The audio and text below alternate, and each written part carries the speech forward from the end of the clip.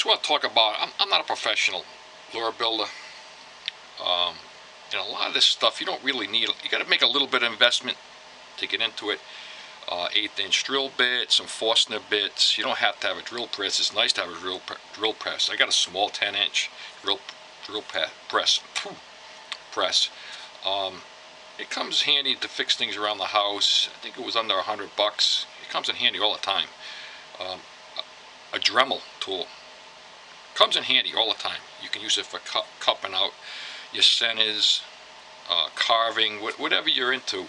You're going to have to make a little bit of investment in tools, but like I said, I'm just trying to help out the little guy out there that's trying to get into lure building, and I'm not a professional. I'm an amateur at it, but I think they come out pretty decent for what I use them for. It keeps the cost down. Like I said, I got my kids fishing, so if you lose it, like I make my own jigs, bucktail jigs, I melt them, and I get the hardware cheap. So if I lose a few jigs, I'm not losing $2 or $3 a shot. I'm only losing pennies, because my kids get involved. You get hung up in the bottom or something. You're not dumping $30 into the ocean in a day, not to mention the fuel to get you there. So that's why I got into building my own stuff. It's cheaper. It keeps me out of trouble in the winter. But you got to make a little bit of investment in some of the hardware, a few little tools, hand tools, like the taper in the end. You can use a belt sander. I started with a belt sander. I invert it up, put it upside down, and I just ground it down the edges, and I made a few chucks out of PVC pipe with screws, thumb screws on the side that would hold the dowel, so I could just turn it with a drill and just sand it by hand and flip it around and sand it. But I'm not a professional. I just find that what I've made is working for me. I caught a lot of fish on my stuff, and I'm looking at plugs in the store. They're not cheap.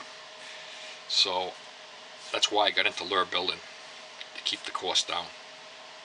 In fact, I have somewhere my daughter. Let's see if I can get it down. I think it's hooked up here pretty good. And it's hooked up pretty good. I got it. Here's a little popper that I made. My daughter caught, look at it, it's wrecked. It is wrecked. That's how much fish was caught on that. I mean,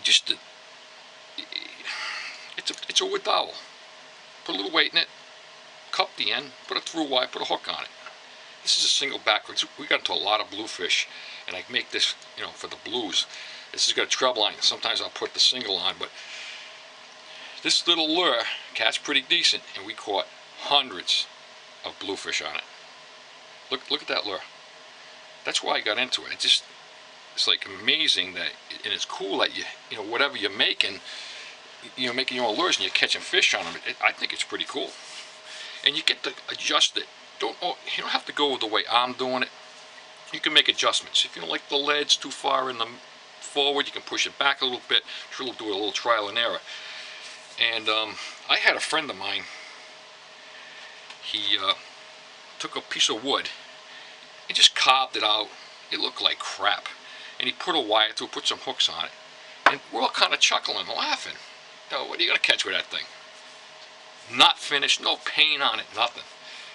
So we went fishing one day down this place here, and it was a point.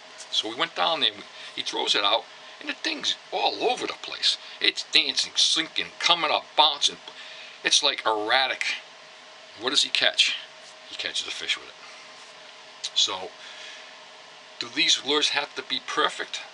After seeing that, I'm going, oh my God, I don't think so. But it's fun to get into a little bit of lure building, something you can create yourself. You go out and fish and you're using it. And like I said, you can put a lot of time in the finishes, and do a little coat to protect the finishes. But over time, you're going to hit rocks, you're going to chip, nick, fish the hooks are going to rub on them, you're going to be catching fish. So the lure's going to wear out, and you just got to retouch it up. But to make something that you're catching, that you're making yourself and you're catching fish, is pretty cool. And like I said, I'm just trying to help out some guy who's got a few tools around the house. It's you don't need a lot. the more you have, the easier it is. You know, sometimes if you don't have certain equipment, you got to kind of use your hands more, eye-hand coordination, and get, you know, to get it, you know, where you want it to be, rather than relying on equipment that's centering everything for you. So I think you'll have a lot of fun doing it. Like I said, you can make adjustments to whatever I'm doing here. You know, I'm just trying to help out an entry guy, trying to get something going. You start with poppers, then you go to swimmers, then you'll go to needlefish, then you'll just, after a while, you're just going crazy. But it saves you money in the long run, that's for sure.